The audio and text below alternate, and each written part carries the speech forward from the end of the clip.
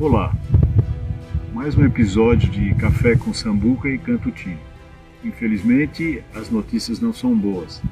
A pesquisa de endividamento e inadimplência do consumidor da Confederação Nacional de Comércio, de Bens e Serviços e Turismo indica que 80% das famílias brasileiras estão endividadas.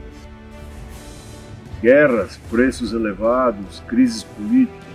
Apesar de todas essas adversidades, o povo brasileiro persiste como sempre. Bom café!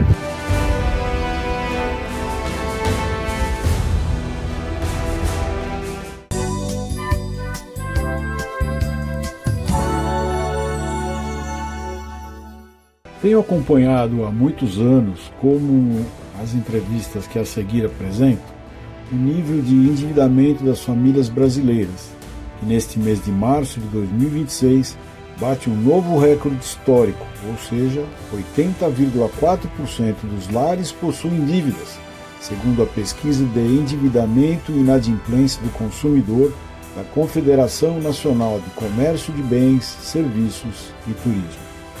O comprometimento da renda com dívidas também atingiu níveis críticos, com cerca de 29,6% da renda das famílias comprometida com o pagamento de dívidas, como juros e amortizações. Na comparação com março do ano passado, quando a taxa era de 77,1%, houve uma alta de 3,3 pontos percentuais. A CNC afirmou que os números acendem um alerta para os próximos meses, especialmente diante dos efeitos do conflito do Oriente Médio e do impacto da alta do petróleo sobre o bolso do consumidor. Assim, o momento urge por medidas efetivas do governo, que necessita adotar medidas para socorrer as famílias endividadas, mas não somente de marketing ou visando eleições ou popularidade. Não adianta estimular o crédito se a população não receber informações sobre como utilizar esses recursos. Há quase 2 décadas clamamos por educação financeira. Entretanto, muito pouco foi feito nesse sentido. A CNC destaca que o endividamento continuará avançando até os efeitos da flexibilização da política monetária chegarem efetivamente ao consumidor final, conforme nota da entidade. Observem o histórico de elevação do nível de endividamento na última década, conforme entrevistas concedidas.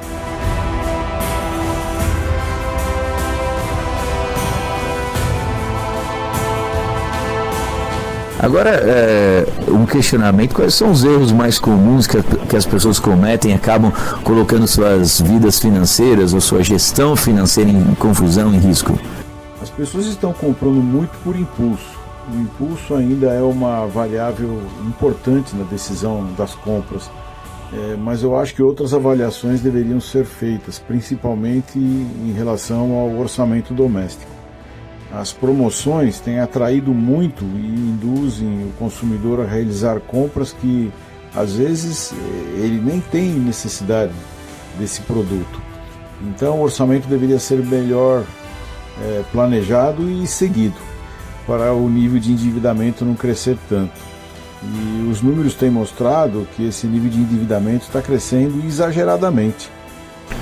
E esse nível de endividamento, Francisco, é devido, em muitos casos, a essas compras impulsivas, né? Exatamente. E os dados do Banco Central, só em relação às dívidas bancárias, mostram que 44% das famílias brasileiras já estão endividadas. 44%. E se for colocar numa população economicamente ativa, esse número pode ser maior. Cresce sim.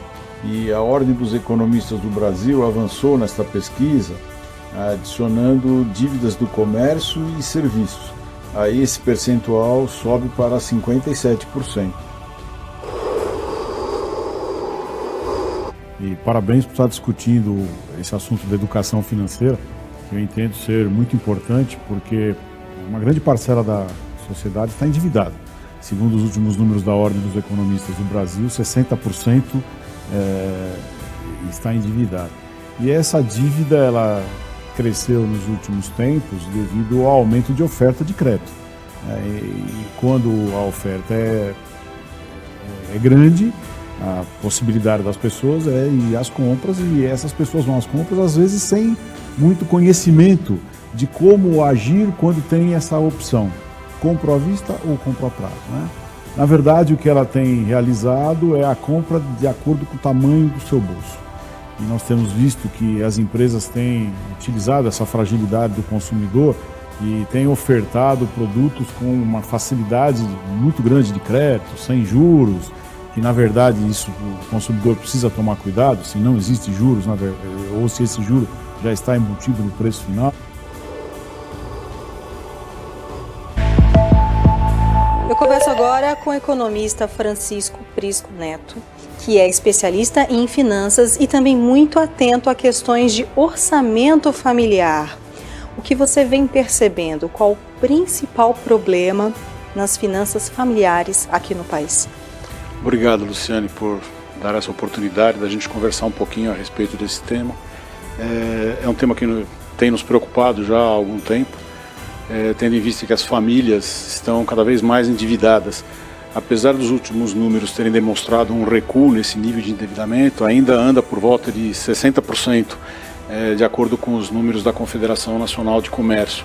O Banco Central tem uma outra medição que anda por volta de 46%, a metodologia é diferente, não inclui os débitos com cartão de crédito, mas é uma preocupação porque as pessoas estão ficando cada vez mais em situação difícil. E aí a gente tem tentado, por intermédio de palestras, programas, dar uma demonstração de que é possível sair dessa situação difícil com um pouquinho de planejamento, um pouquinho de estudo, um pouquinho de entendimento de como funciona esse mercado. O nível de endividamento é muito grande. Hoje quase 60% das famílias estão endividadas.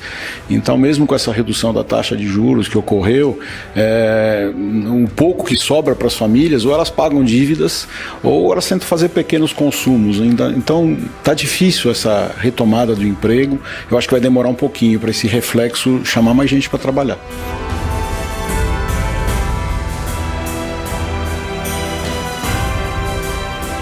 A composição da dívida das famílias brasileiras mostra o cartão de crédito como o grande vilão, seguido pelos financiamentos de carros e casas, com aproximadamente 19%, os carnês, com cerca de 17%, e o crédito pessoal, com aproximadamente 12%. A população precisa ficar mais alerta em seu orçamento doméstico, evitando compras pelo impulso ou fantasiosas promoções. Verificar a efetiva necessidade do bem a ser consumido, evitando assim compras desnecessárias. O aparelho produtor, subsidiado pelas empresas de marketing, sabe muito bem como explorar a sensibilidade dos consumidores, introduzindo no mercado estímulos para aumentar a propensão de compras de bens e serviços. Esperamos que essas dicas possam colaborar para que o consumidor adquira o que realmente necessita e dentro de condições que não onerem o seu orçamento doméstico.